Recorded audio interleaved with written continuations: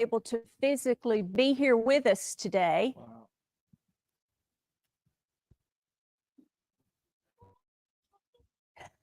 Good morning. Be on standby. I'll be back with you in just a second. Just hold on. So our colleague, Dr. Cook, who has taught at Talladega College for decades, we have missed her so much. She has been in the hospital for 5 weeks in rehabilitation. And she is there today, and she wanted so much to be here with us today, but could not. So I just called her and I said, would you like to do our devotional and welcome our audience? And she said, absolutely. So today's her last day. She plans to go home tomorrow, but I've asked her to say a few words. And Ms. Cook, you'll need to speak up. We don't have our microphones today. So if you'll use your professor voice and speak up, and I'm going to turn the floor over to you. Good afternoon, Dr. Robertson, and everyone who is in attendance to the artists today. I'd like to welcome our artists from Sylacauga. I really did not know that we had one so close, but I know that Talladega has a rich culture in the arts and the sciences. I welcome you today. I know that you will learn so much. I think this is a grand endeavor put on by Dr. Robertson and others. And if someone would take notes for me or whatever, but just be blessed, be thankful that you have this opportunity. The classroom is not the only place where we learn and where we live, and most of all, where we grow. Enjoy, be blessed, and I thank you for this opportunity. Thank you so much.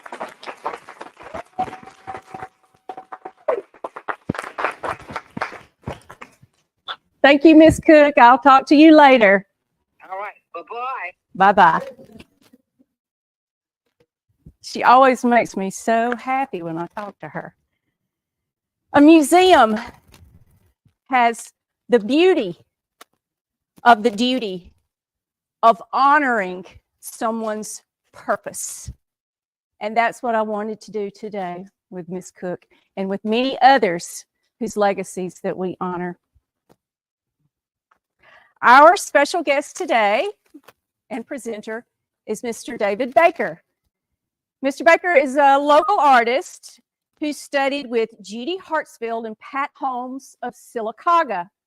Like many creative children, he grew up practicing drawing from those little ads in the back of magazines. I don't know, I'm familiar with those. That's one of the ways I learned how to draw, the little draw me's, and then you send them in and they determine if you're an artist or not. So evidently they must have determined that Mr. Baker was an artist, I guess. And it was his association with Ms. Holmes that resulted in his teaching art classes to children and adults at the Sylacauga Recreation Center, the J. Craig Smith Center.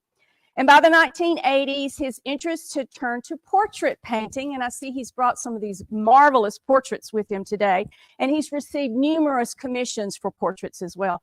He uses mediums that include charcoal, pastels, oil, and acrylics.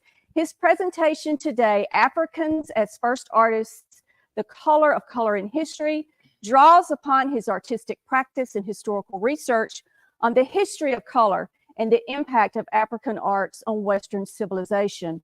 Afterwards, after he finishes his presentation today, you can see he's brought his instruments and he's going to give us a musical presentation as well.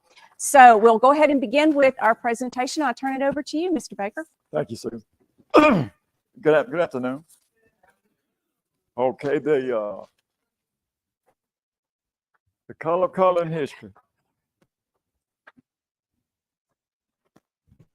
The topic is a broad topic. We will go through it very briefly. The artwork was a common form of expression among ancient peoples. It had had on it every continent except Antarctica. Africa has more rock art sites than any other continent. and these are widely distributed. This picture is a deposit of thousands of years old ochre rock where they used shale to create color. This is the oldest known form of evidence of painting, which is found on the southernmost tip of Africa. Rock art has been in numerous sites: Sahara, Southern Africa, in Kahala, Drakensberg Mountains, in Namibia and Botswana. The oldest known in Namibia. There are thousands of these rock art sites. Many lie undisturbed. In many places, rarely visited, and all humans. The art is endured sun, sand, and occasional thunderstorm. Many people puzzle of history could be cleared up if only you get over the absurd propaganda that Africa will, for some strange reason, has for ages been cut off from the rest of the world. If it was so, how is it that the great nations of both ancient and modern have worshipped black gods and embraced religious system of African origin? At Corinth, there was a black Venus. We learned from the extensive research of Mr. Godfrey Higgins, and that author continues. In my search into the origin of the ancient Druids, I found at last that my labors terminated with something black. Osiris, his bulls were black. All the gods and goddesses of Greece were black. At least this was the case with Jupiter, Bacchus, Hercules, Apollo, Ammon, etc. Among the Christian nations in Europe, in the modern time, we noticed a similar tendency, and we follow Mr. Higgins in his observation. In Roman countries of Europe, France, Germany, Italy, etc., the God Christ, as well as his mother, is described in all their details and statues to be black. This is referring to this is still art. This is art, a representation of art. The infant God in his arms of his black mother, his eyes, his drapery white, himself perfectly black. This is referring to sculpture. If the reader may doubt my word, he may go to the cathedral at Milan, the famous chapel of the Virgin Loreto, to the Church of the Annunciator, Church of Lazaro, the Church of St. Stephen, Genoa, to St. Francis at Pisa, the church in Brixen, in Tyrol, and to the Church of the Cathedral Augsburg, where are a black virgin and child large as life, to Rome, to the Bohers Chapel of Maria, to the Pantheon, to a small chapel, to St. Peter's on the right-hand side of the entering, near the door. In fact, to almost innumerable churches. There is scarcely an old church in Italy where some remains. Am I okay? Thank you. There are scarcely any old church in Italy where some remains of the worship of the black virgin and black child are not to be met with. Very often, the black figures have given way to white ones, and in these cases, the black ones as being held sacred. The black ones were that's supposed to be put into retired places in the churches, but not destroyed. But they were to be found there. It may be of interest to the reader to know that the ancient Egyptian, Ethiopian did not call themselves the Egyptian and Ethiopian. The name was invented by the Greeks. The first Greeks to visit Egypt in the 7th century were greatly impressed with the temple of Pot and Memphis. They regarded it as the grandest structure in the Nile, and they afterward referred to the ancient land as Hakapta, and became Aguptus. And under the Roman rule, the name was Latinized Aegyptus, whence we get the name Egypt. The ancient inhabitants of Africa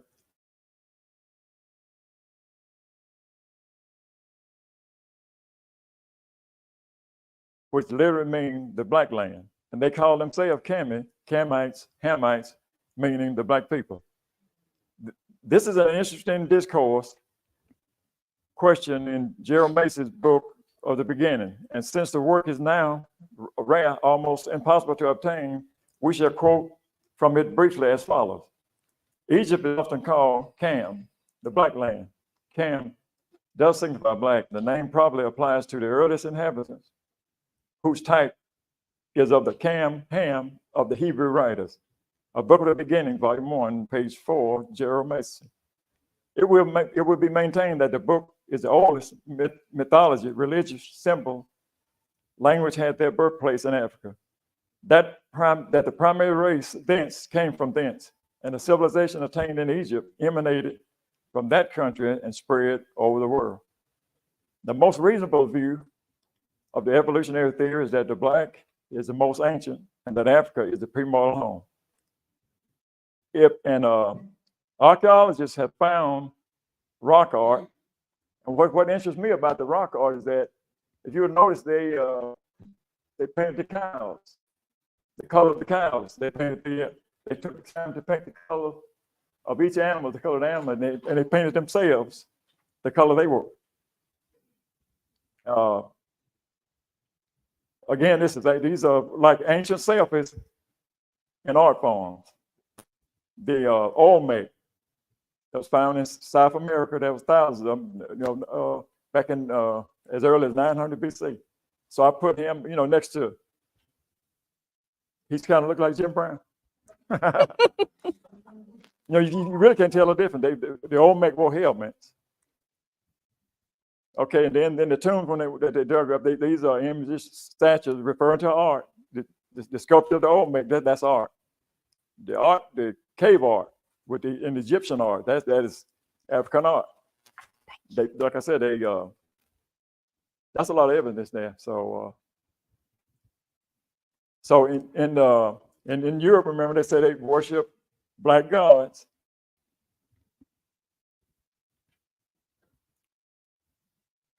Pope John Paul. This is art. This is art. This is the Black Madonna and her child. They don't do it in public, but in private, they worship the Black Madonna and the Black Christ child. This is John Paul and Pope Francis.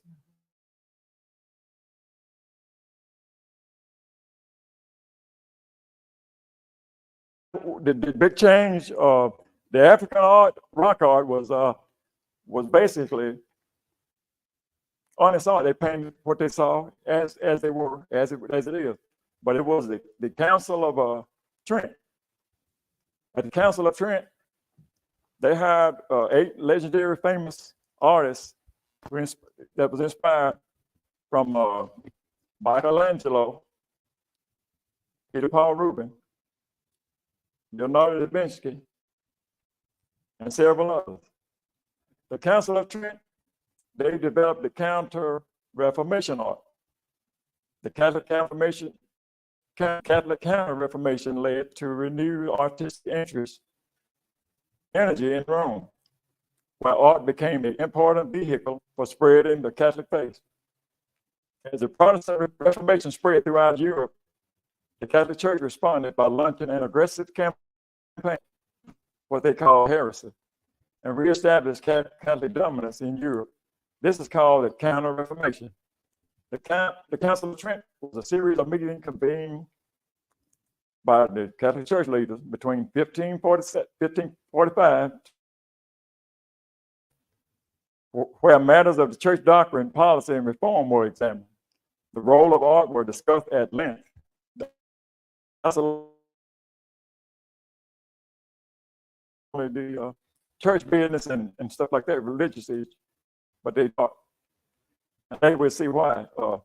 Images by Argan, great prophet, was derived from sacred images, because through these images, believers are excited to adore and love God and to cultivate piety. But the council recognized that the sacred images had to be controlled. Before the Council of Trent, artwork was not controlled, but it became controlled, and the code of decorum was established to regulate the representation of holy images. St. Francis of Xavier, the Society of Jesus, several new monastic orders were established to popularize the faith.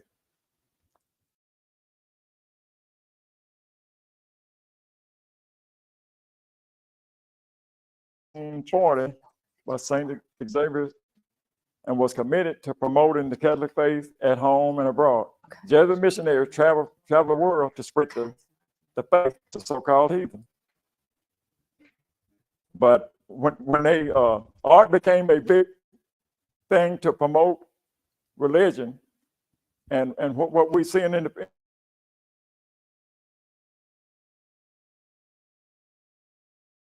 the Ten Commandment movies became Moses. You know, like somebody made a comment that Charlton Heston, when they saw Charlton Heston, they thought Charlton Heston was actually Moses. Moses was a Benjamite. Benjamite was African. But here we see Pope Francis and Pope Benedict worshiping the Black Madonna. This is considered sculpture. This is art, sculpture. And the sculpture and art, it tells a story. It tells the true story of past events.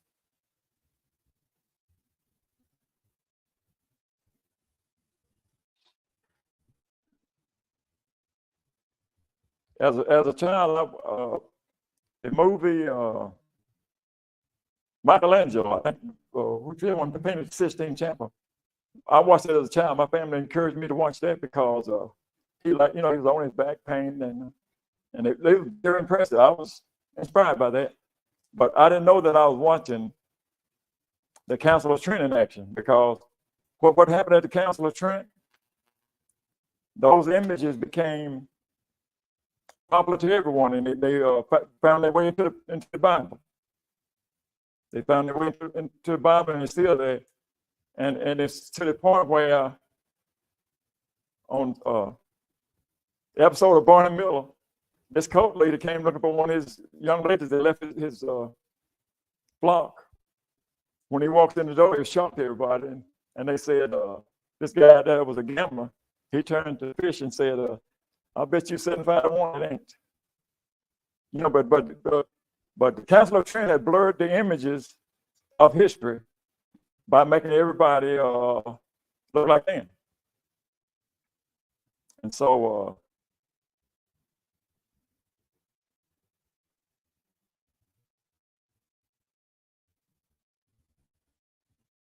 what did I do?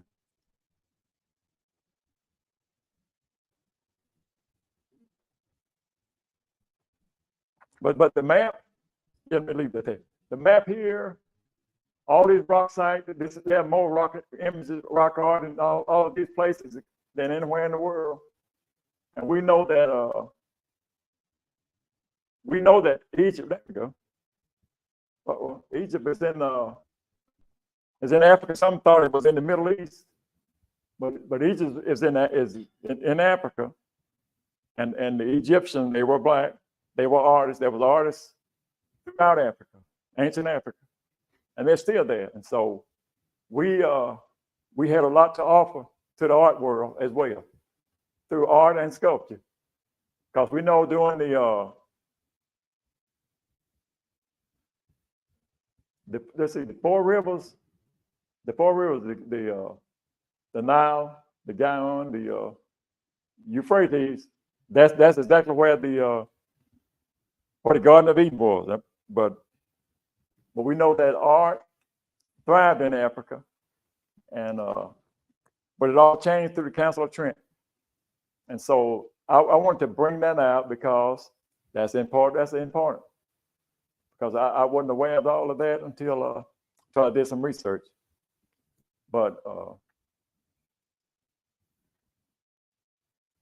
are you following me? Am I making? So the council is, again, I stress that the council, you can look it up yourself, the Council of Trent changed the thought process of everything. You know, everyone don't have to look like me, and I don't have to look like everyone, but everyone may have made their contribution in art and music and science and the medical industry. And sometimes credit has not been given, but I'm trying to shed light on it now. But the truth is out. Africa was the first artist. So, any question?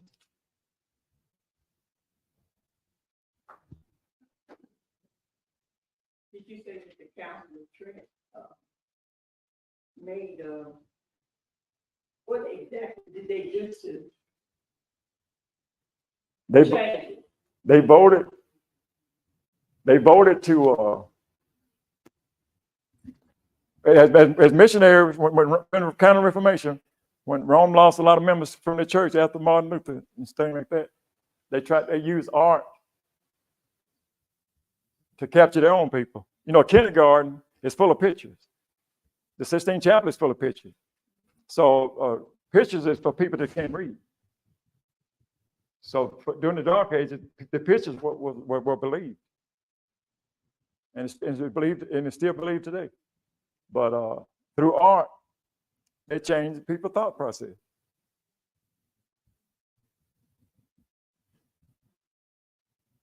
So was that your?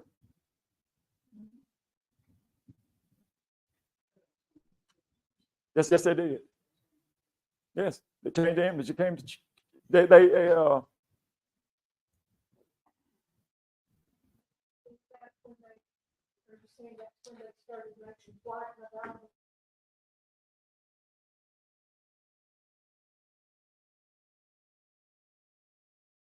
ruled Europe, and as the missionaries went into Africa and other heathen lands, they carried those pictures with them that they looked like them.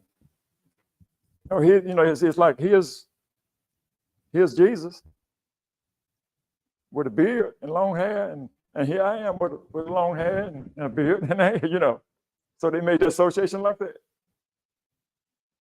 and it just come down through history that way. Of the tithing of when the Council of Trent was in 1545. Yes. And the start of the transatlantic slave trade was 1523. And so, just how possibly all that worked together, because, the origins of transatlantic slave trade is in Portugal, which is not far, and just how you have to change people's mindsets and create a way to, make a people that can be treated in that way. When we think of how religion was used as a tool in the transatlantic slave trade, you just see how all of that works together, and just the power of art in shaping how people are controlled and how it impacts the question. That's true. But again, ancient selfies. The people that sculpted and drew and painted these and built this and all that, they're long gone. But when the archaeologists dug this up, I mean, that's it. There's another picture I have. This lady, I said, look, I saw that lady in the mall. It was an old Egyptian lady, stone statue or something. Now, if that doesn't look like somebody in here, I don't know. And then that's enough. But at the McWayne Center, they had one of the pharaohs there, and the curator that was explaining it just for that little news clip. The news showed that clip. It said that the guy that was narrating it, he told the bystander that said because that mama is a certain color, that doesn't mean that he was black. I said, wow. But yeah, the art speaks for itself. It always has. Art will always speak for itself. And Pharaoh and refer to the Ten Commandments again. I think that was a few of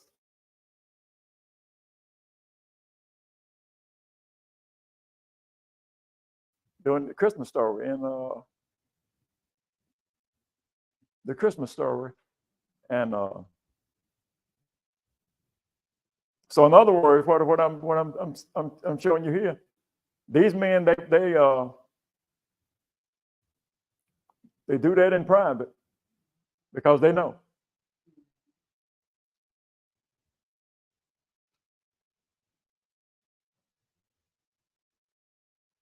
And I wasn't aware that most of the Michelangelo all those guys, those are famous artists that put the painted the Sistine Chapel and the rest of those images in Europe that found their way into the scripture. Those were all Roman Catholic artists, commissioned by the Pope to paint people in a certain complexion, in a certain kind of way. They painted one group as on the hero side, and they painted the others as servants. And when in truth, it was opposite. But yeah, those famous artists, I wasn't aware of that, but it's good to research. I'd like to recommend you guys, do your own research.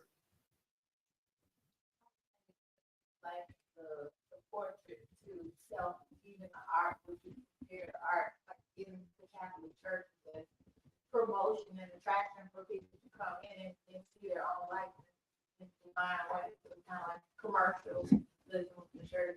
But that's right. That's correct. That's correct. And so that's correct. I'm gonna wrap this up. I think you get the picture.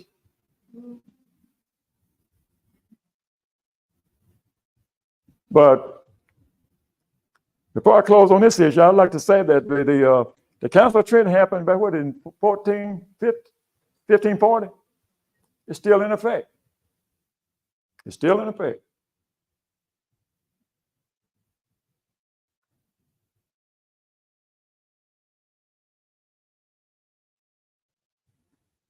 All right.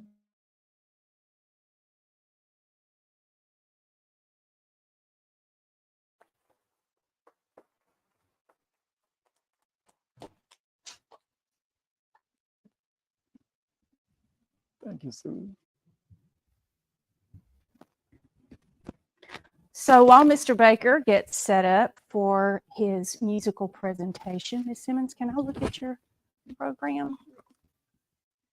Why don't we, has everyone got their a door prize ticket? Everybody got a door prize ticket? Anyone need one? Anybody need a ticket? We'll go ahead and do a couple of our door prizes. There's a couple of people up here that need tickets. We'll do a couple of those. I want to also point out that our presentation today is being live streamed. We are big time. We are being live streamed on Facebook as well as YouTube. And those presentations will stay there, right? So people can, I know what you like to do. You like to go home and pull that up and look at yourself, right? Yeah, there I am sitting there. Our series is made possible through the Daniel Foundation and its Cultural and Community Assets Program, as well as support from Talladega College.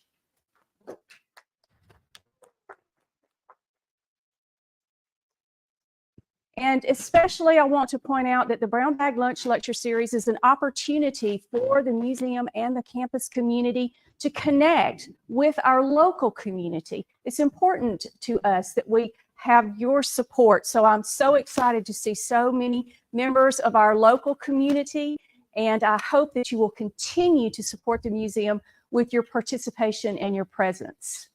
All right, everybody got it?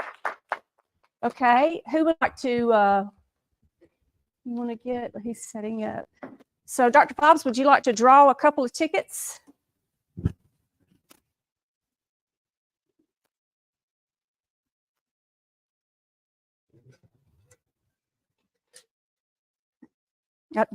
She's stirring them up really, really good. She's going to make cookies out of these tickets. Okay. Last four digits, 143. 143, okay. Hey. Did you get that? Did you get that? 143. Uh-oh.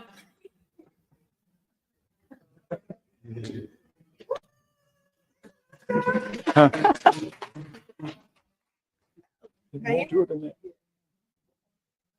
There's more to it than that. 136.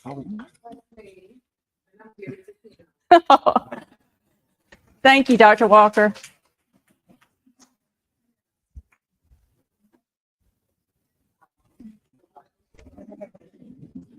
Do you need this? No, I'm not going to be saying. Oh, you're not going to be, he said he's not going to be singing. He doesn't need the mic. I guess I'll have to sing. Oh, did you do another one? I'm sorry. I thought we were just.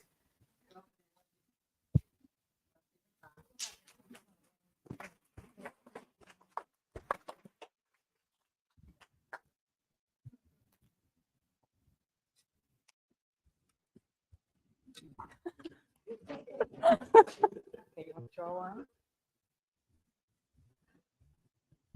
152. 152. Turn it off. I can get one more, which will be any of the points that is on the floor up front.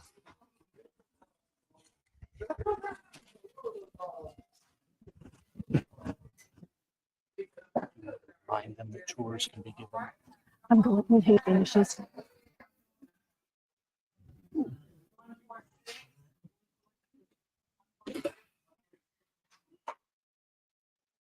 Ah, Your way out, you just select one of the poinsettias. You can take this one or. I'll put any there's some more. up front in front of the podium too.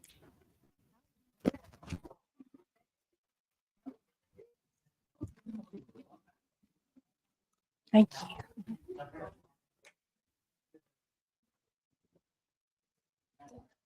Okay, this first song I wrote is called, it's based on a radio show I used to listen to on shortwave. It's called, the show was called Have You Had Your Say Yet?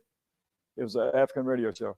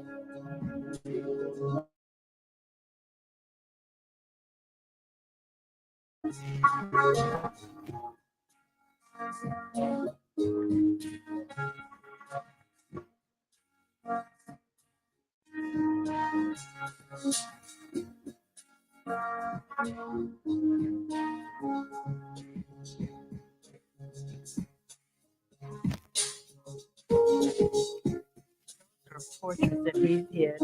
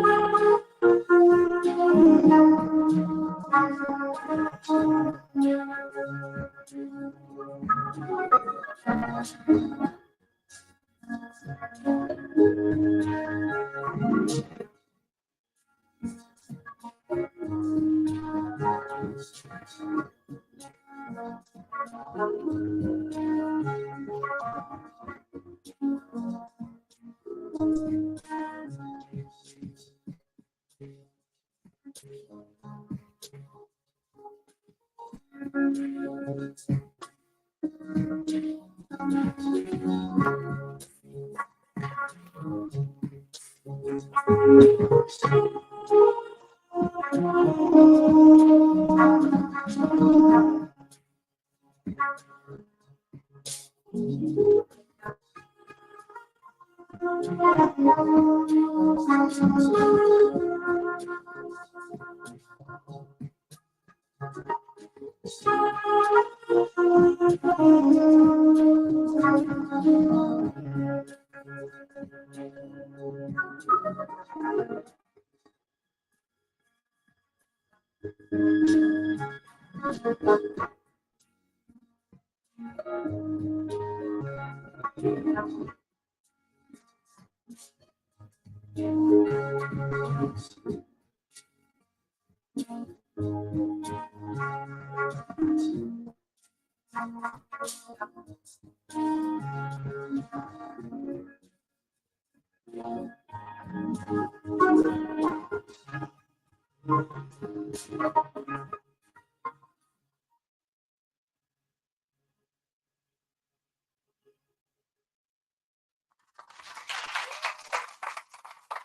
you. That was Have You Had Your Say Yet?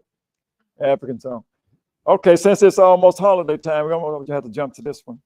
I call it Sleigh Ride in Harlem.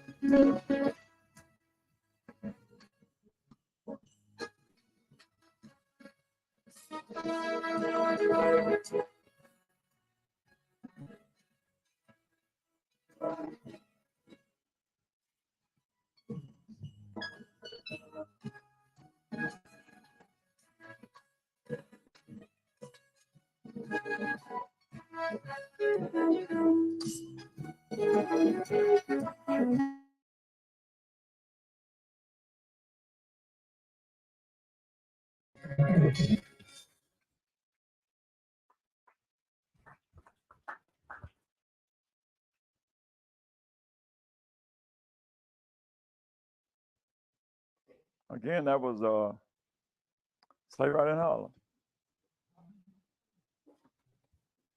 Let me repeat it. Verse.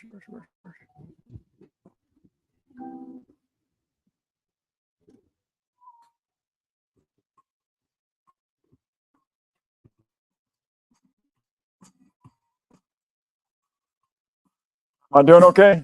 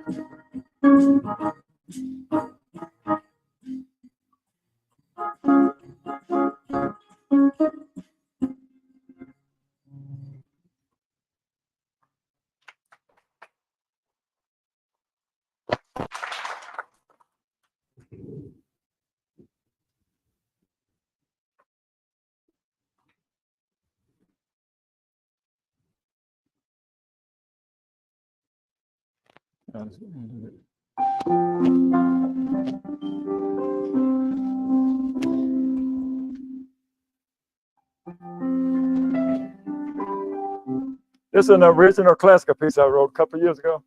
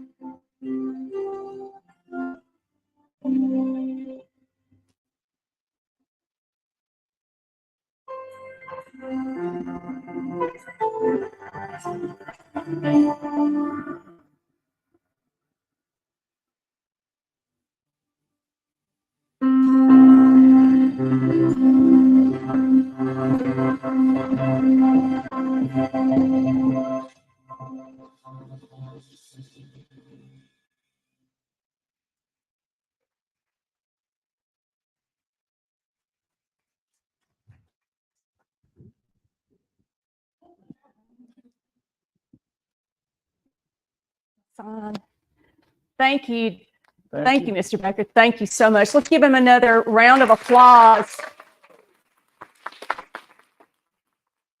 He not only studies the Renaissance, he is a Renaissance man. Oh, Truly.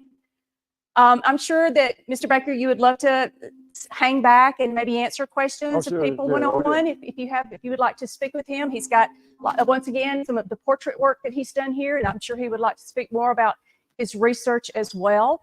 There are surveys on the table. We would greatly appreciate it if you would take the time to complete that. It helps us improve our programming. Also, before you leave today, I want to say a special thanks to our communications team. They've done an amazing job, as well as our IT team. Thank you so very much. I also want to point out our provost and vice president, Dr. Barbara Johnson, sitting over here in the corner. She's amazing. And finally, we are offering tours of the museum today. And I want to point out here in our courtyard garden is the new civil rights garden with the busts of civil rights icons. It just recently was unveiled, and I would love for you to wander out there as well. Mr. Trice is standing in the back, as well as Mr. McQueen, and they're always excited and willing and ready to give tours of the murals if you would like to join one of them for a tour. Thank you so much for coming today, and I look forward to seeing you in the new year. okay.